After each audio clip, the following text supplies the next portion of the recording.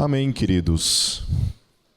Iniciando mais um ano, graças a Deus, que estamos com as portas abertas para mais um ano de desafio, como igreja, como comunidade. Amém? Ainda estamos nesse período de janeiro, aí um período que muita gente ainda está viajando, então, muito bom ver vocês aqui. Saindo do comodismo de casa, como a gente tem falado para a igreja de modo interno, que o que nós queremos esse ano é uma igreja ativa, uma igreja presente nos cultos, uma igreja servindo. Amém? Certo? Estamos nessa, porque não faz sentido nenhum nós estarmos aqui e com poucas pessoas trabalhando, poucas pessoas servindo e a maioria como espectadora, ok? Certo? Fazendo um reforço naquilo que o Lucas estava falando a respeito de dízimo, essa questão do Novo Testamento, há alguns equívocos que alguns, inclusive teólogos, falam, que ligam muito a questão do dízimo com a questão da lei. Então, como nós não vivemos mais no tempo da lei, sim no tempo da graça, então, de alguma forma, a graça ela anularia esse aspecto da lei. Mas o dízimo em si, ele não se aplica nessa questão, porque o dízimo ele antecede a lei. Antes mesmo de Moisés existir, lá nos tempos de Abraão, o dízimo já era uma prática. E a gente tem algumas pregações ensinando a respeito disso. E não sabemos como isso surgiu, qual foi a origem da questão do dízimo, mas sabemos que era uma prática já no mundo todo, inclusive em outros povos, não somente entre os hebreus, mas já era uma prática. E a prática era que o dízimo ele era exclusivamente voltado para o sacerdote. Então, a gente vê lá o caso de Melquisedeque, né? Melquisedeque ele antecede a lei. Então, a gente vê lá Abraão dando o seu dízimo para Melquisedeque, que era um sacerdote que existiu muitos e muitos séculos antes de Moisés, ou do templo, ou dos levitas virem a existir. Ok? Então, o dízimo em si, ele realmente foge um pouco desse escopo dessa discussão em torno da questão da lei veterotestamentária e da discussão neotestamentária. E essa é uma prática do mundo todo, antes da lei. Deus implantou isso como lei dentro de Israel e, como o Lucas falou também, se tornou uma praxis também do Novo Testamento. Não sou eu quem diz isso, não é o Lucas quem diz isso, não é ninguém da liderança quem diz isso, mas é o próprio apóstolo Paulo, quando ele faz essa conexão da lei com a questão da prática do sustento apostólico. Os apóstolos também vivenciaram praticamente a mesma realidade que os levitas e os sacerdotes viveram no tempo do Antigo Testamento. Amém? Mas entrando então, queridos, na pregação de hoje, o título de hoje é A Esperança em Meio ao Abandono. Nós vamos tratar lá o Salmo de número 22. Então, abram suas Bíblias ou os seus celulares. Às vezes, a questão do celular, com certeza o celular ele é uma ferramenta, né, poderosa para nós hoje, né, pode servir realmente, tem toda as suas facilitações, digamos assim, né? Mas, por outro lado, ele acaba também se transformando num tipo de ferramenta de perda de foco, de desvio das atenções, porque eu sei que alguns, em algum momento, ao invés de estarem focados na palavra, em reverência à palavra de Deus, estão no WhatsApp, estão no Instagram, estão fazendo, né, alguns joguinhos, né, alguns fazendo tricô aí, sei lá o que tá. Brincadeira, Paty, pode continuar aí no teu tarefa. E então é isso, é só que a gente tenha alguns cuidados, amém? Certo? Não vou ficar aí cuidando do teu celular para você, mas é só isso, queridos. Eu acho que a gente precisa ter muito cuidado com a falta de reverência para com Deus, para com a sua palavra. Amém? Certo? Se estiver meio entedioso aqui, a palavra me fala que eu dou uns berros aqui, eu grito aqui, você já acorda onde você estiver aí. Amém? Então eu quero orar mais uma vez. Vamos orar.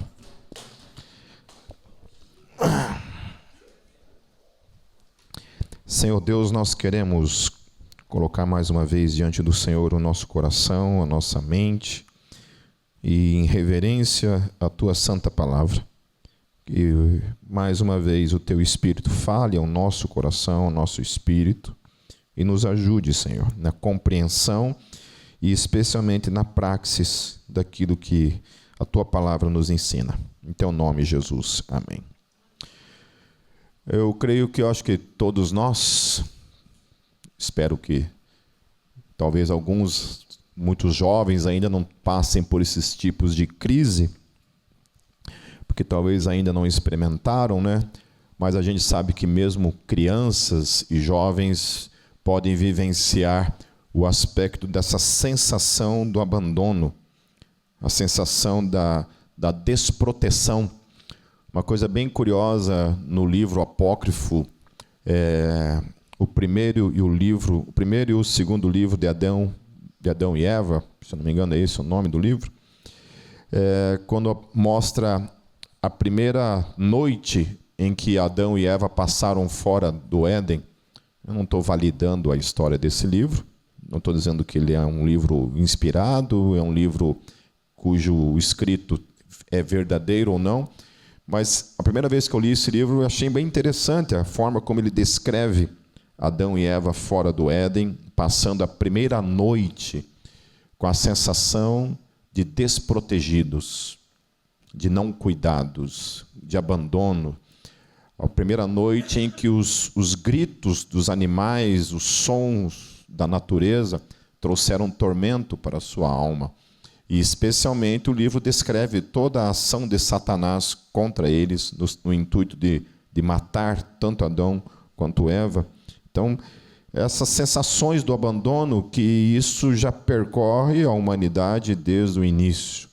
Eu acho que é basicamente impossível seres humanos existirem, viverem e não passarem por momentos dessa sensação de abandono, especialmente da parte de Deus.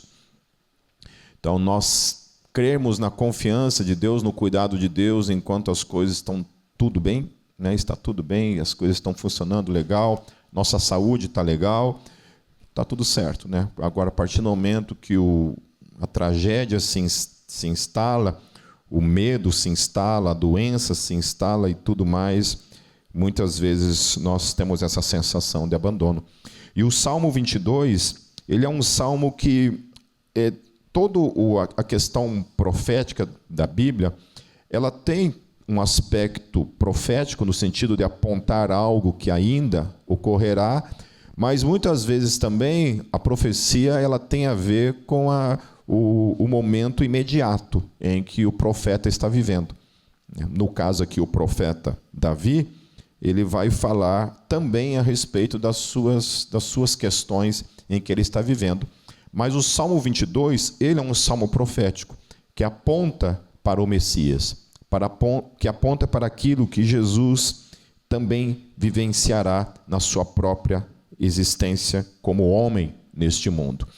Então, a gente tem que olhar para isso daqui dentro dessas duas perspectivas, que é um homem vivenciando essa realidade, porém, também, Jesus passa pelos mesmos dilemas. Então, os dilemas que muitas vezes a gente vivencia na nossa vida, a gente tem a tendência de colocar Deus como algo fora disso, como alguém que não sabe do que se trata. É como se Deus nunca tivesse vivenciado na pele, como ser humano, aquilo que nós mesmos vivenciamos como seres humanos. E a evidência de que isso não é verdade é que o próprio Jesus passou pelas mesmas questões que nós passamos, inclusive suas lutas, no sentido de, como ser humano, sentir medo. Como ser humano, né, o texto fala que quando ele está no Getsemane, ele chega a suar gotas de sangue, e a gente sabe que isso, em termos médicos, é uma situação de extremo estresse que a pessoa vivencia ao ponto de que o seu suor acaba suando sangue. Tá? Mas você vê o extremo, eu acho que nenhum de nós passou por isso um dia, nenhum de nós chegou ao tão extremo num estresse de chegar a suar gotas de sangue, mas Jesus passou. Então, isso demonstra verdadeiramente que aquilo não era uma encenação da parte de Deus. Jesus não estava encenando, Jesus não estava fingindo sofrer como ser humano. Porque a gente pode pensar dessa forma. Ah, mas é Jesus. Né? Jesus é Jesus. Né? Jesus não é eu, mas é Jesus. Então, a descrição do Novo Testamento a respeito da pessoa de Jesus, ela contradiz tudo isso que a gente imagina acerca dele. Quando Hebreus fala que em tudo ele foi tentado, eu creio que esse tudo é exatamente tudo. Como homem, provavelmente ele foi tentado na sua sexualidade. Como ser humano, ele foi tentado a desistir da sua missão. Quando ele ora, Senhor, se possível for, passa de mim esse cálice, isso não era um fingimento. Isso não eram palavras soltas ao vento. Provavelmente ele estava de verdade sofrendo uma luta emocional, uma luta em sua mente, com todos os medos que ele iria sofrer. Então, provavelmente Jesus, como ser humano, ele também teve medo inclusive da própria morte. Certo, queridos? Então, quando a gente for ler esse texto, eu quero que você pense isso. Pense na sua perspectiva, daquilo que você vivencia como ser humano, porém, nunca se esqueça de que aqui também está descrevendo a realidade de um homem chamado Jesus, o qual é o nosso Senhor. Amém? Então, o texto ele começa dizendo: meu Deus, por que me abandonaste? Por que estás tão longe de salvar-me, tão longe dos meus gritos de angústia? Então, esse primeiro versículo remete àquilo que Jesus, o próprio grito de Jesus, lá em Mateus, no fim, quando ele está lá na cruz, ele grita: Eloi, Eloi, lama sabachthani, que significa: meu Deus, por que me desamparaste?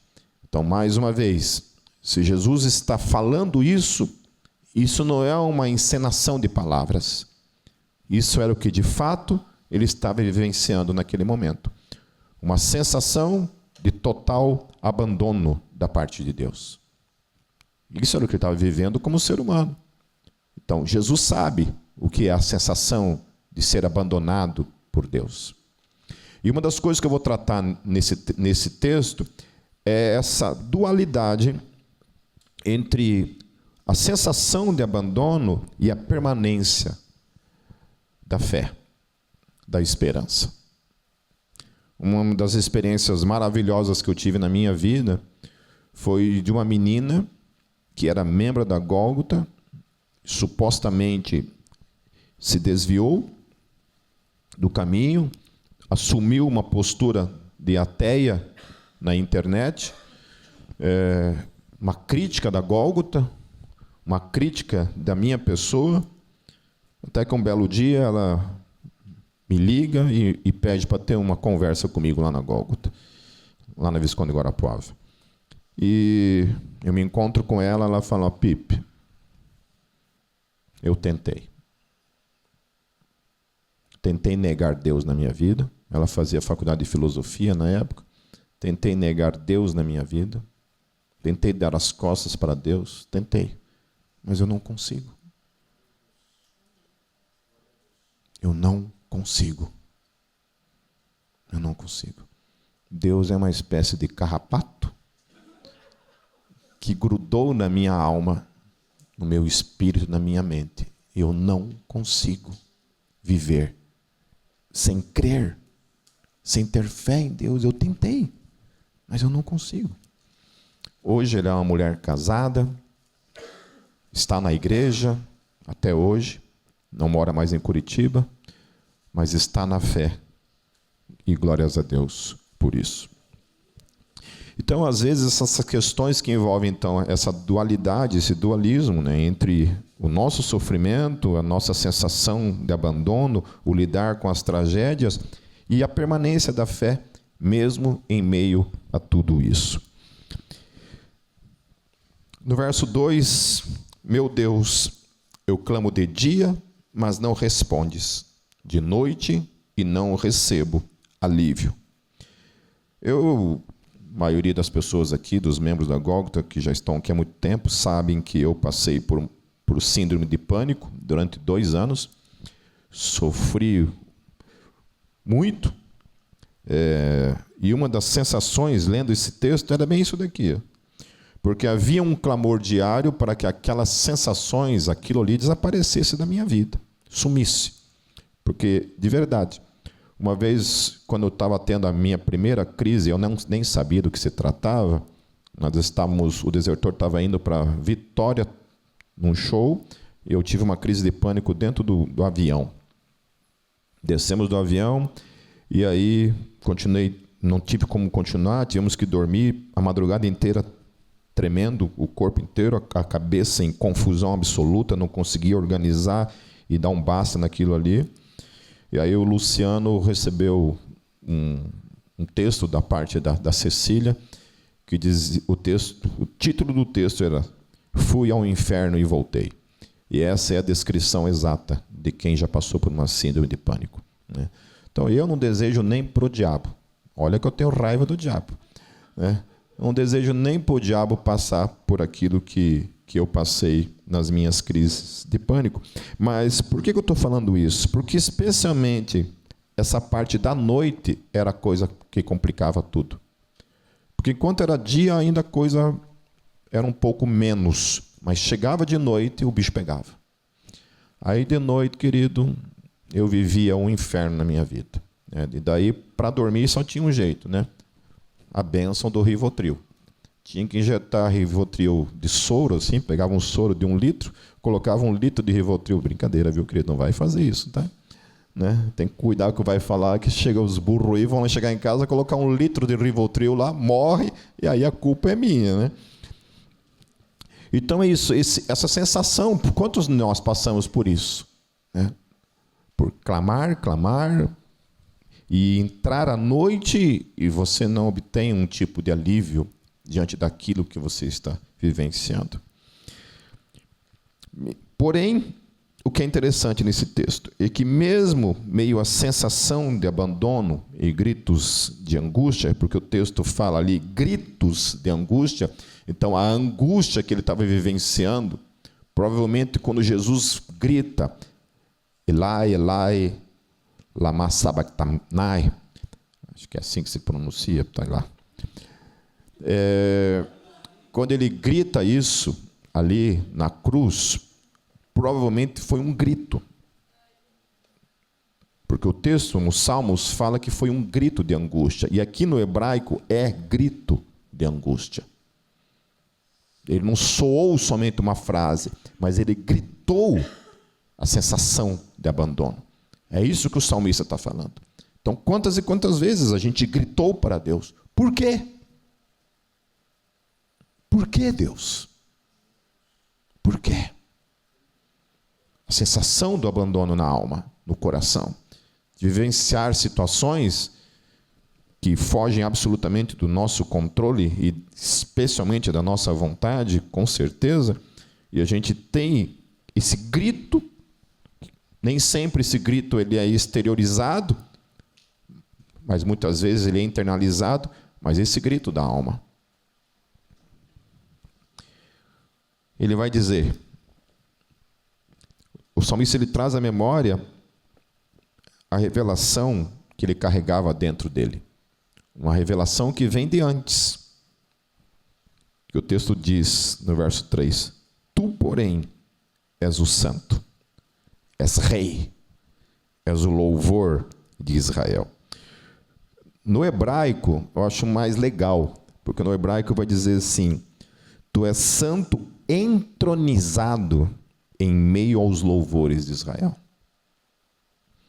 O que o texto está apontando? O salmista está dizendo que mesmo esse momento de angústia que ele está vivendo, essa falta de respostas que ele está vivendo, ele sabe que o Deus que ele crê não é esse. Que o Deus que ele crê, mesmo diante de tudo isso, ele permanece sendo santo, rei, entronizado entre os louvores. Que independente daquilo que eu sinto, das minhas angústias, dos meus medos, da minha boca, sempre eu tenho que declarar o seu reinado e dar a ele todo o louvor que lhe é digno e merecedor. Amém?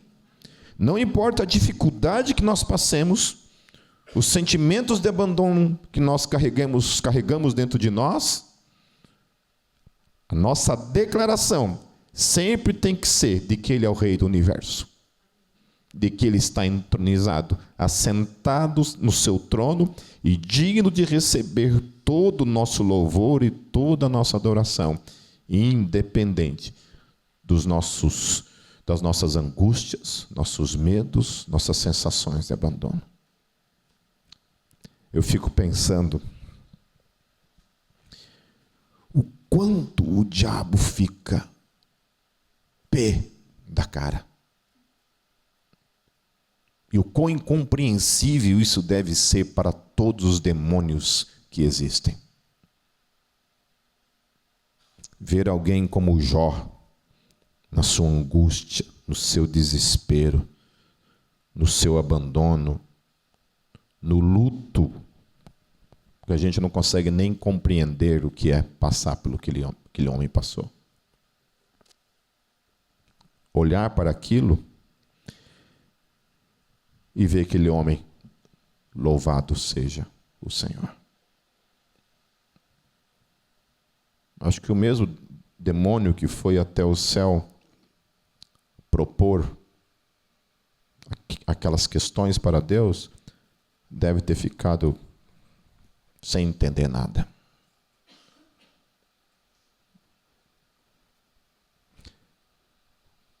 Aí eu acho que essa questão também que nós temos que ter dentro de nós, sabe? Como é a nossa reação diante das crises? Como é a nossa reação diante das lutas, das dificuldades que nós temos na nossa vida? O quanto a gente tenta destronizar Deus do seu lugar. O quanto os nossos lábios se fecham e nega a Deus o louvor.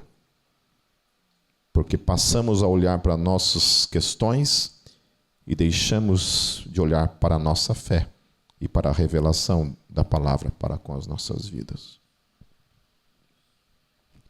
No verso 4, em ti os nossos antepassados puseram a sua confiança, confiaram e os livraste. Clamaram a ti e foram libertos, em ti confiaram e não se decepcionaram. É interessante porque ele está ainda aqui, está nesse processo de trazer à memória a realidade que os seus antepassados haviam vivenciado. Porém, o salmista, ele tem que lidar com a subjetividade da fé nesse texto. A experiência dele não está sendo a experiência que os seus antepassados tiveram. Ele fala que os antepassados, eles confiaram em Deus e Deus já havia livrado eles. O texto fala que eles clamaram e eles foram libertos. O texto fala que eles confiaram e eles não se decepcionaram com Deus. Então, a subjetividade da fé, ela tem também essa questão. A questão que uma das coisas que nós aprendemos, eu aprendi pelo menos nesses meus já caminhando para 36 anos de fé e caminhada, é que não existe, queridos, uma fórmula e que se você fizer tudo assim, tudo na tua vida vai ser certinho. Existe uma palavra que eu esqueci agora, como é que se fala? Quando esse tipo de fórmula, né, que se aplica aí. Esqueci, se alguém falar, se lembrar aí, pode falar aí.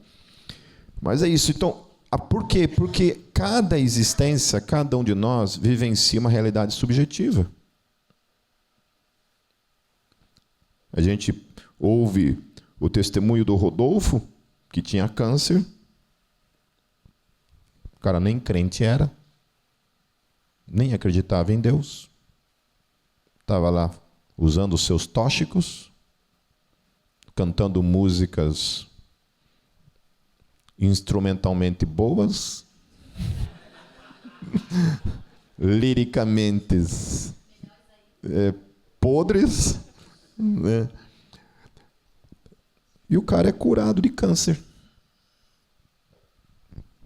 Do outro lado, você tem uma pessoa que amava Jesus, confiava em Jesus, se dedicava a Jesus e não é curada. Essa é a subjetividade da fé. Cada um de nós vai viver o seu caminho, a sua relação com Deus. E vai viver entre milagres e não milagres. Libertações e não libertações. Provisões e não provisões. Respostas segundo aquilo que a gente desejava e respostas absolutamente o contrário daquilo que a gente queria. Essa é a subjetividade da nossa fé. E é isso que o salmista está falando. Então, muitas vezes, não adianta eu chegar aqui e dizer, não, porque eu tenho uma pessoa que foi 9 vezes, fez uma campanha de 9 semanas indo orar no monte, e ela foi curada. Ou ela prosperou. Amém? Funcionou? Amém? Mas você vai querer fazer o mesmo caminho. E nada vai acontecer. Ah, então, Pipe, não devo fazer isso? Não. Porque ainda permanece uma promessa na palavra. Buscar-me-eis e me achareis, se me buscardes de todo o teu coração. Porque aqui o intento não é o milagre. Nós precisamos entender que a subjetividade da fé, o foco não é o milagre. O foco não é a resposta. O foco não é o nosso benefício. O foco é um só. A existência primária pela qual nós fomos criados. Viver para Ele.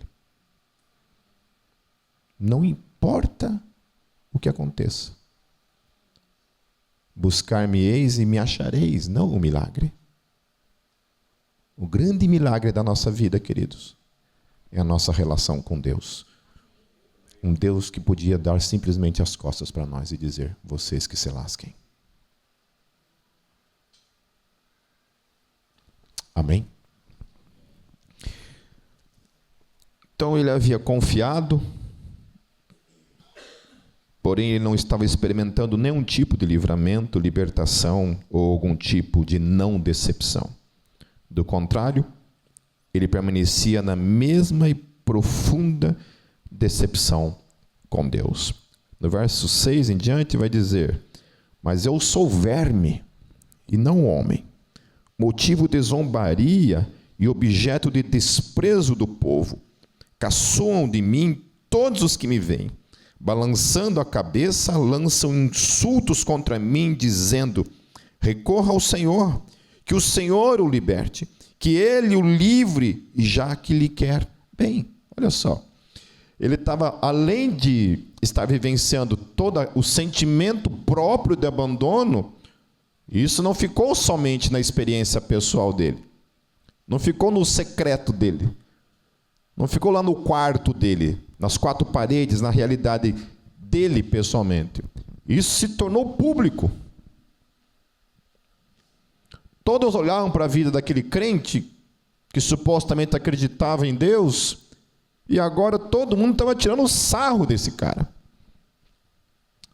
E mais uma vez, isso que está acontecendo aqui, queridos, não dizia respeito somente ao salmista, mas isso aponta para a realidade de quem vivenciou isso: o próprio Senhor Jesus. Ah, você se sente desprezado? As pessoas tiram um sarro de você? Jesus passou pelas mesmas questões. Por amor a mim e a você. Os mesmos. Exatamente as mesmas questões. Ele foi desprezado. As pessoas tiraram um sarro dele. Cadê o teu Deus? Onde está o teu Deus? Ore para ele, para que ele te tire de onde você está. Ele ainda busca recorrer a outra certeza sobre Deus, nos versos 9 e 10. Contudo, tu mesmo me tiraste do ventre, deste-me segurança junto ao seio de minha mãe. Desde que nasci, fui entregue a ti, desde o ventre materno és o meu Deus. Então ele sabe a quem ele pertence, e isso traz mais confusão ainda para ele. E aí, essa confusão ela acontece com qualquer um de nós. Pô, Jesus, eu te confessei como meu Senhor e meu Salvador, e o pastor lá na igreja tal, que não é a Gólgota, pode ter certeza que não é a Gólgota, diz que eu fui chamado para ser cabeça e não cauda.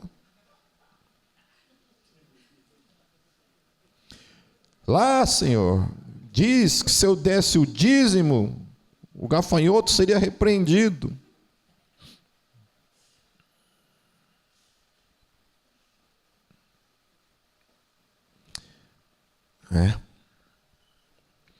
A gente vê um oceano de pessoas decepcionadas com um Deus que nunca se revelou da forma como se acreditava. Tem um livro de um autor chamado Marson Guedes. Ele escreveu um livro chamado O Caminho de Jeremias. E esse livro ele conta acerca do seu próprio ministério, que ele foi abrir uma igreja numa cidade, se eu não me engano, do norte, no Amazonas, se eu não me engano, e cheio de uma teologia triunfalista, achando que ia chegar lá, né, os demônios iam se submeter, que a coisa toda ia prosperar, porque ele tinha todo um método de funcionamento para que a coisa acontecesse. Moral da história, chegou lá e deu com os burros na água. E a coisa não funcionou. Isso trouxe para ele uma depressão, uma crise de fé. Então ele começou a estudar a vida de Jeremias, e ele chegou à conclusão, que é a conclusão que muitas pessoas precisam passar, inclusive eu passei. De que muitas vezes o que a gente sabe sobre Deus não é o que a Bíblia ensina. É o que outros ensinaram. Mas não aquilo que as Escrituras ensinam acerca de Deus.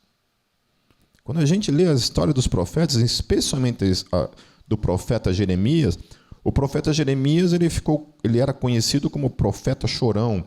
No meio teológico a gente chama ele de o profeta chorão. Por quê? Porque pense num homem que chorou.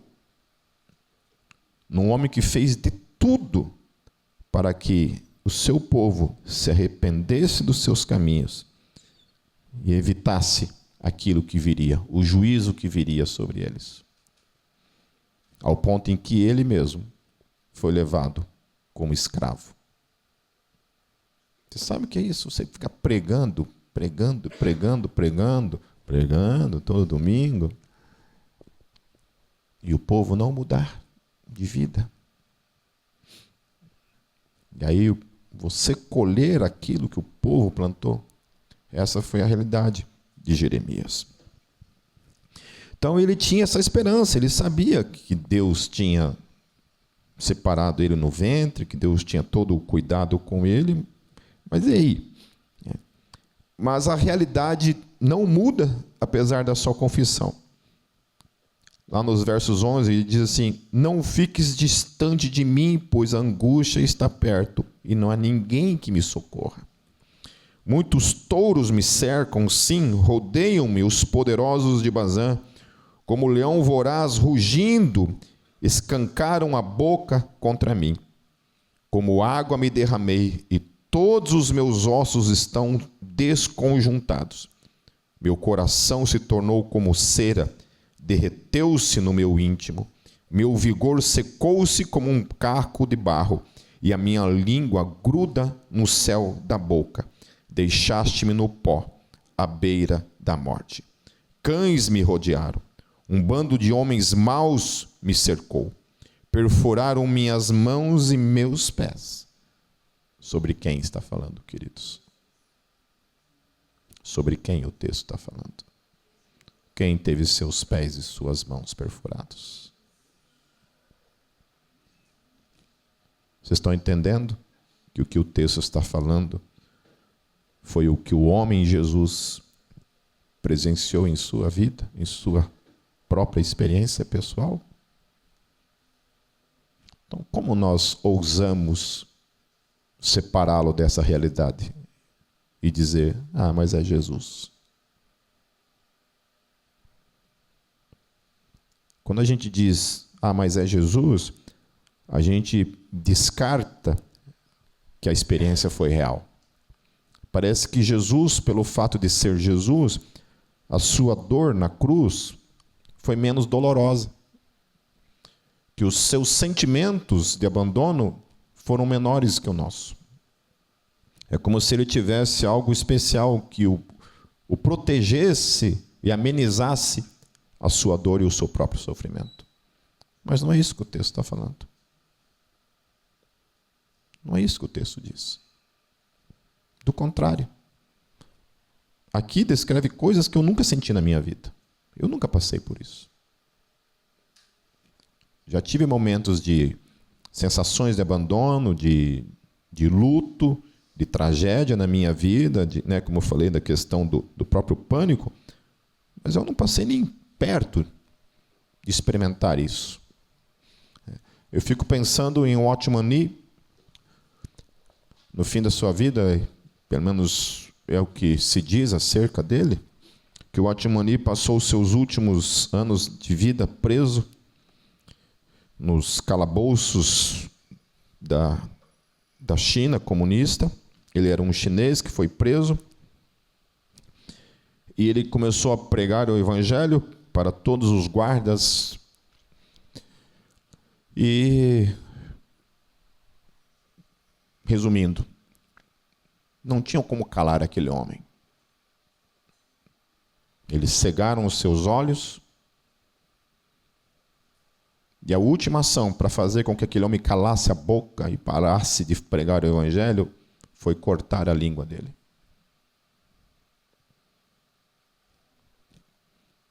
A gente, queridos, quer parar de confessar, quer parar de adorar, quer parar de declará-lo como o rei das nossas vidas por poucas coisas infinitamente menores e estúpidas.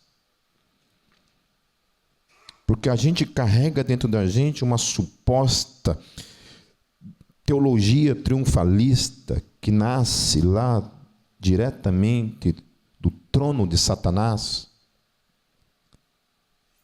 Quando a gente passa por dificuldade, a nossa tendência é julgar Deus. Então, mais uma vez, o que nós aprendemos sobre Deus, afinal de contas? Nossa, eu como apologeta, então eu tenho que lidar muito com questões de discussões teológicas, mas especialmente das questões envolvendo o maior argumento, talvez contrário à existência de Deus, que seja as questões do sofrimento, né? E eu vejo pessoas assim, muitas vezes assim, defendendo Deus e lidando com questões acerca de Deus de uma forma, para mim, no meu entendimento, que não é nem bíblico. Você não vê Deus se explicando na Bíblia acerca do sofrimento. Vocês viram? Se vocês acharem aí um texto que Deus explica por que o do sofrimento, me apresente, porque eu não tenho. Não tem. E para mim, a questão toda se resume também, o próprio Deus se fez homem. O próprio Deus enfrentou, como nós estamos vendo, o sofrimento. Então, Deus não somente permite o sofrimento, mas Ele faz parte dele. Ele também vivencia isso.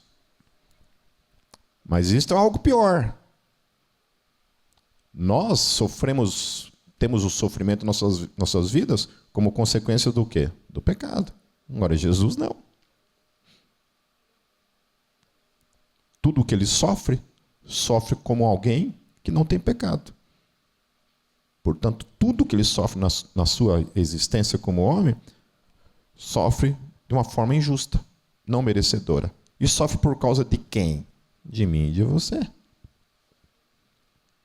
Como forma substitutiva. Certo? Então, se a Bíblia não fica respondendo muito essas questões de sofrimento, não sou eu que vou ficar respondendo. Porque a Bíblia revela um Deus que ama, mas também revela o sofrimento como parte disso. Deus vai dar um fim ao sofrimento? Sim. Total? Não. Porque também tem essas questões, muitas vezes a gente tenta olhar para a palavra, eu vejo muitos filósofos cristãos e teólogos cristãos tentando lidar com algumas questões de uma forma muito romantizada, de muito novelística, muito hollywoodiana. Por isso que eu gosto muitas vezes da forma como o Bono, do U2, descreve a Bíblia. Ele fala, eu gosto da Bíblia porque a Bíblia ela fala da questão do amor de Deus, mas ela também mostra a tragédia.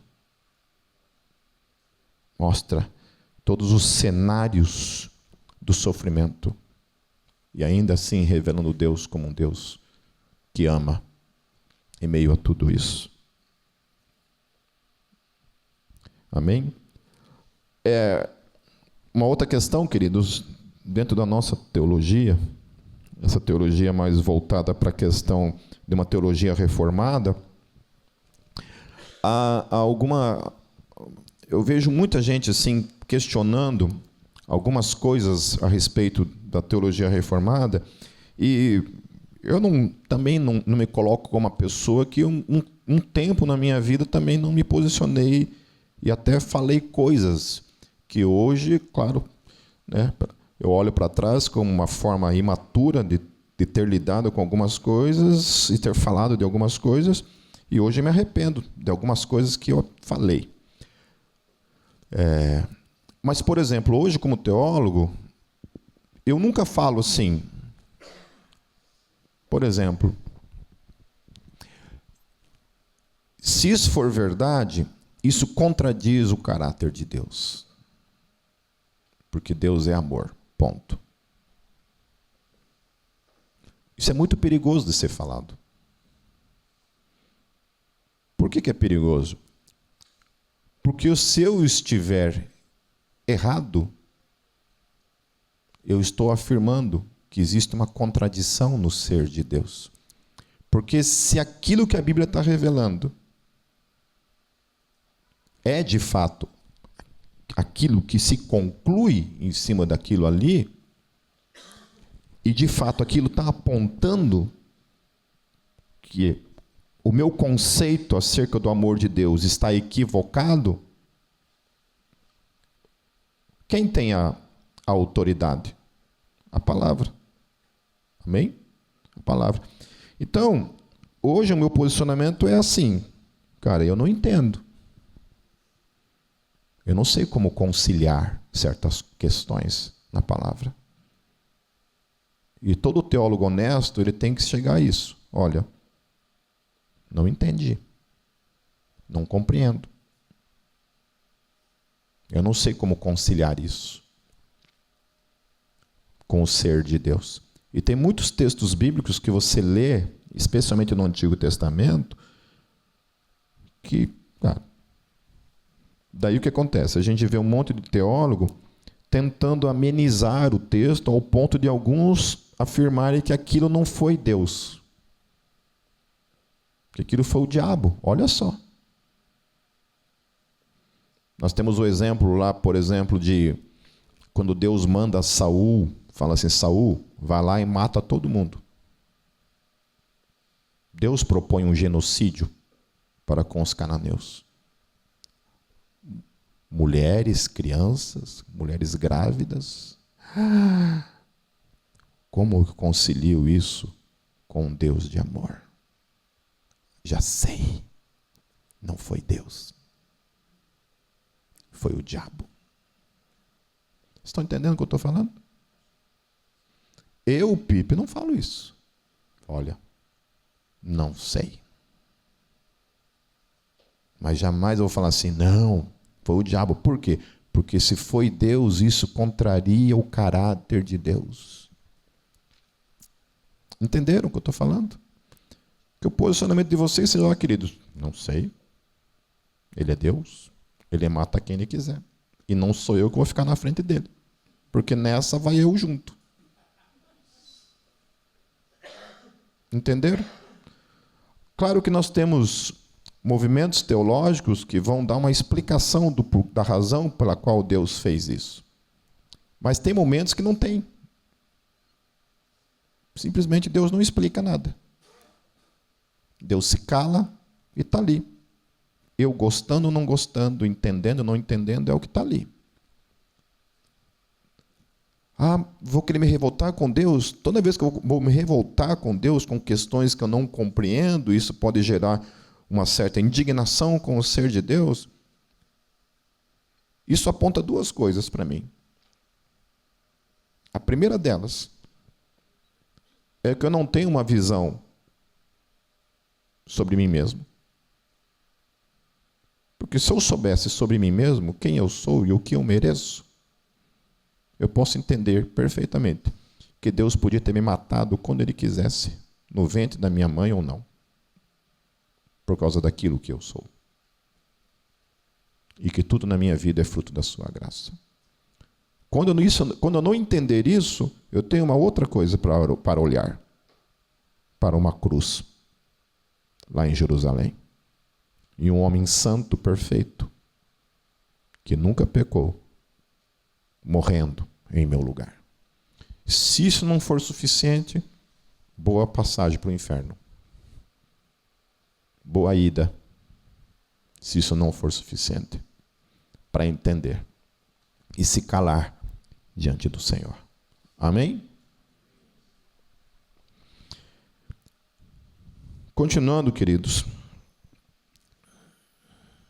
Até aqui você pôde ter se identificado com algumas coisas, porém tudo isso estava apontando para justamente aquele que supostamente havia sido, ou melhor, desculpa. Tudo isso aqui está apontando para aquele que justamente nós pensamos que havia nos abandonado. Jesus. Então, quando a gente tem essa sensação de abandono como cristãos, quem que nos abandonou? Jesus. Certo? Se Jesus falou, eis que estarei convosco todos os dias, até a consumação dos séculos, se Jesus falou, nunca os deixarei sós, e eu tenho essa sensação de abandono, e eu jogo na cara de Deus esse abandono, eu estou falando para que aquele, o qual o Salmo 22 está descrevendo, como aquele que me abandonou. Aquele que passou pelos mesmos processos de abandono na sua vida como ser humano, como homem, é aquele a quem agora eu quero apontar, como aquele a quem me abandonou. E que ele não entende do que está acontecendo comigo. Não entende. Você sabe quantas vezes eu escutei pessoas que adulteraram, por exemplo, e culparam Deus? Sabe qual é o argumento? Por que Deus não impediu? Nossa, como eu gostaria que assim fosse, né? Eu queria que Deus me impedisse de fazer tanta burrada na vida. Queria mesmo. Ainda que dentro da minha crença, eu creio que todos aqueles que nasceram de novo têm a sua salvação dentro do cuidado de Deus.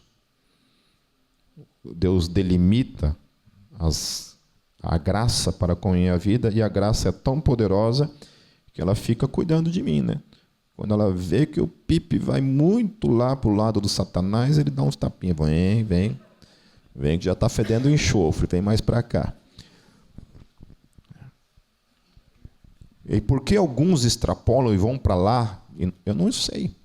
Como eu já falei, subjetividade. Essa é a subjetividade da fé. Não é porque acontece comigo que vai acontecer com todo mundo. Eu não sei como é que funciona isso em Deus. Só Deus sabe, em sua soberania e em seu amor, como Ele lida com tudo isso. Estou acabando já, queridos. O texto está falando da realidade que Jesus sofreu naquela cruz por mim, por você. Eu estava vendo, faz uns 3 dias já, você sabe que YouTube, né? Eu assisto muito YouTube, então YouTube você assiste uma coisa, daqui a pouco começa a aparecer só vídeos sobre isso, né? E eu não sei por que apareceu para mim lá execuções das mulheres das guardas nazistas, alguma coisa assim. E aí eu comecei a assistir, né? Me chamou a atenção isso, eu fui assistir. E aí faz uns 2 dias que eu estou vendo só vídeo de execução de nazista e ditador comunista. E fascista, né? Porque tem lá o Mussolini, daí tem o pessoal lá do nazismo, daí tem também os comunistas lá, né? Então, todos esses caras sendo executados, né, cara? E aí eu fiquei olhando para aquilo, e especialmente as mulheres nazistas, assustador, queridos. O nível de crueldade daquelas mulheres nos campos de concentração. Tinha uma lá que, quando ela foi executada, ela tinha 22 anos de idade. 22 anos de idade, eu andava de cueca na rua. Imagine eu, de cuequinha na rua, com 22 anos de idade.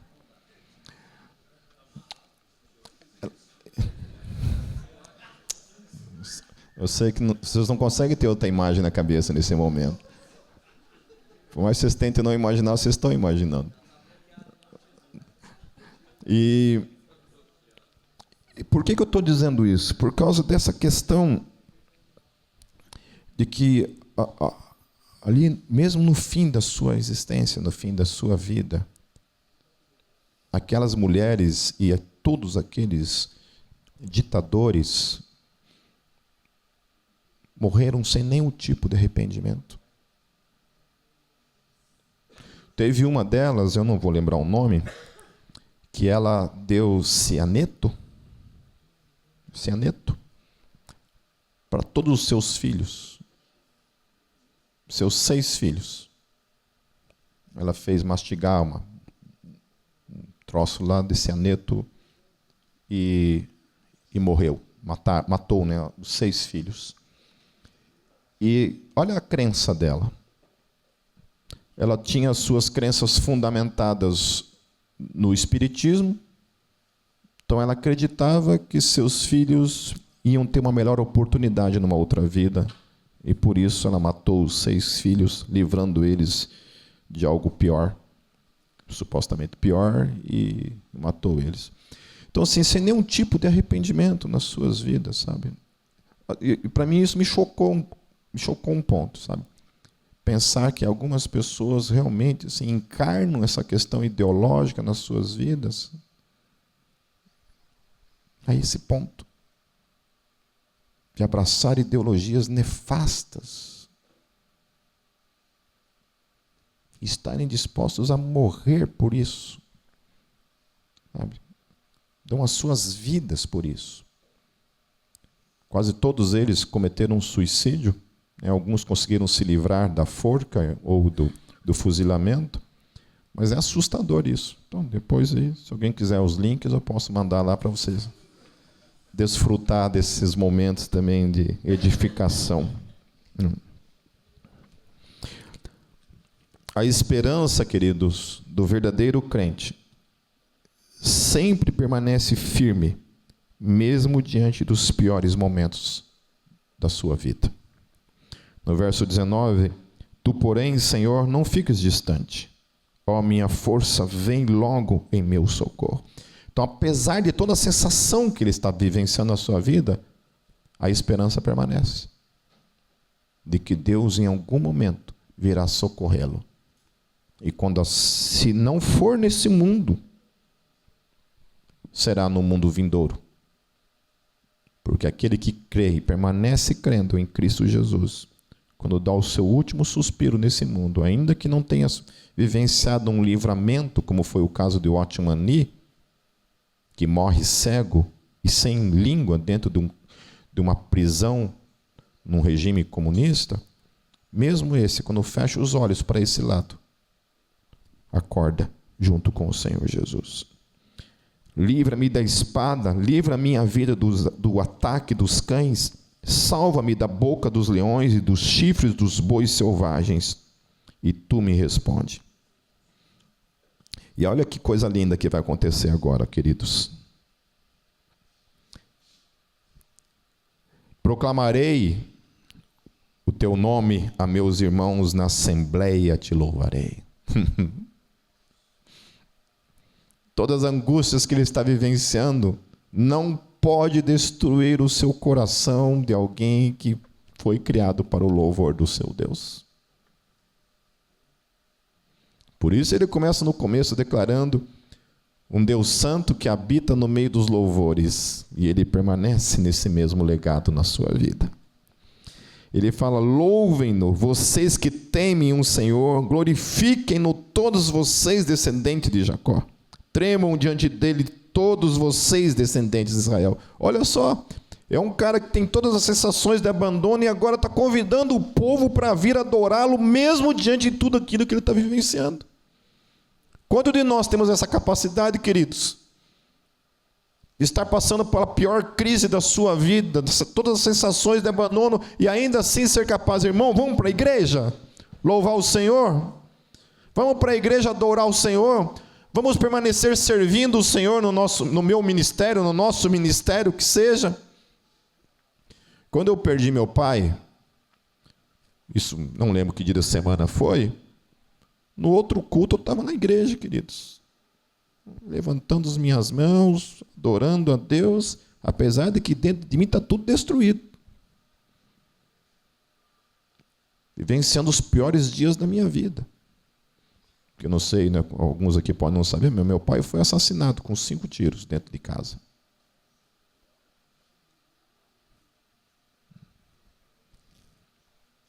Não falo isso como uma espécie de glória para a minha vida. Isso é graça.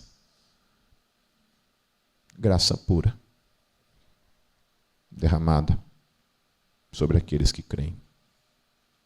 Amém? Porque se tem algo que põe à prova a tua fé, é nesses momentos. O quanto nós amamos o Senhor. Acima de tudo. Acima de todos.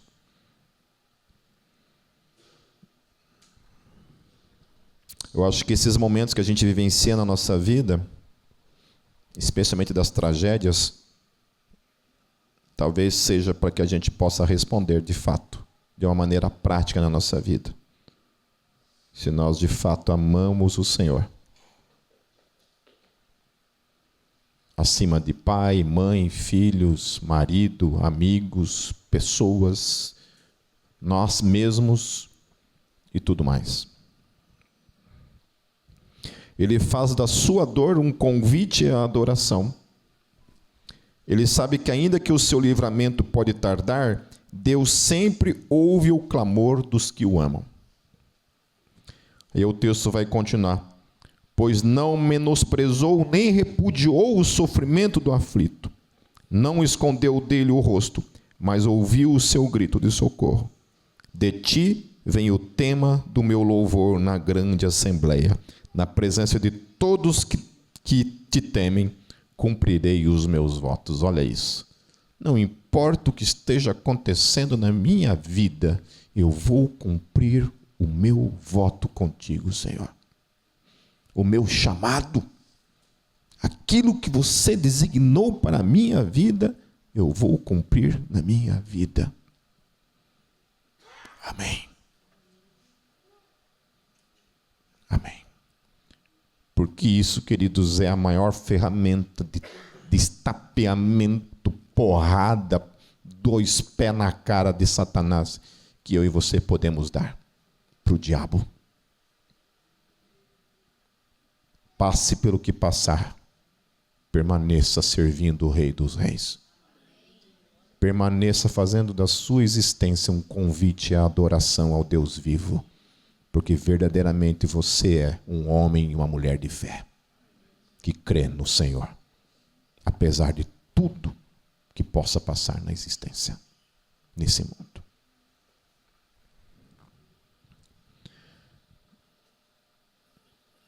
Os pobres comerão até ficarem satisfeitos, aqueles que buscam o Senhor o louvarão. Que vocês tenham vida longa.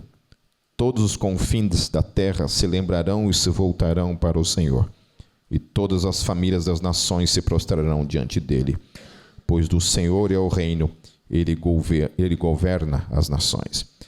Aqui o salmista ele também tem uma visualização profética acerca do reino do Messias, que viria 1000 anos depois. Porque veja só, o que ele está profetizando aqui, ele estava vivenciando na sua vida, de alguma forma, porém era algo que seria a realidade que viria somente 1000 anos depois. Porque o que ele está falando aqui é acerca de mim e de você. A experiência viva do reino de Deus, de ter o Espírito Santo 24 horas por dia presente dentro de nós, nos ajudando em nossas lutas e nossas angústias. Porque diferente de Davi, queridos, Davi não tinha isso. E nós temos. Nós temos o Paracletos presente dentro de nós. Esse que intercede por nós, o nosso, está ali o tempo todo, nos direcionando, sendo nosso guia, nosso Senhor, nos ajudando a se levantar, nos consolando, nos dando forças, mantendo-nos crendo, mantendo-nos na fé. Se não fosse o Espírito Santo, nenhum de nós estaríamos aqui. Eu tenho certeza absoluta que nenhum de nós estaríamos aqui se dependesse da nossa força para permanecer.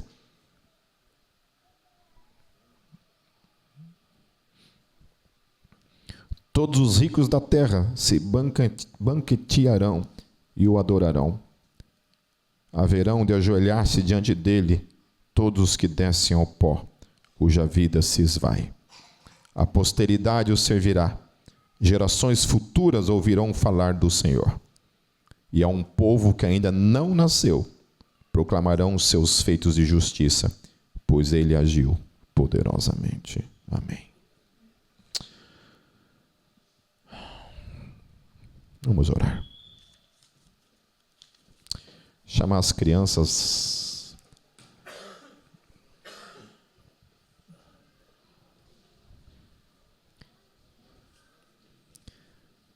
Senhor, o que aprendemos hoje, Senhor, é o quanto nós fomos agraciados por Ti. Por apesar de tudo que vivenciamos em nossas vidas, Senhor, o fato de estarmos aqui, crendo permanecendo e louvando o teu nome, é motivo de sermos absolutamente e eternamente gratos por tamanha graça encontrada.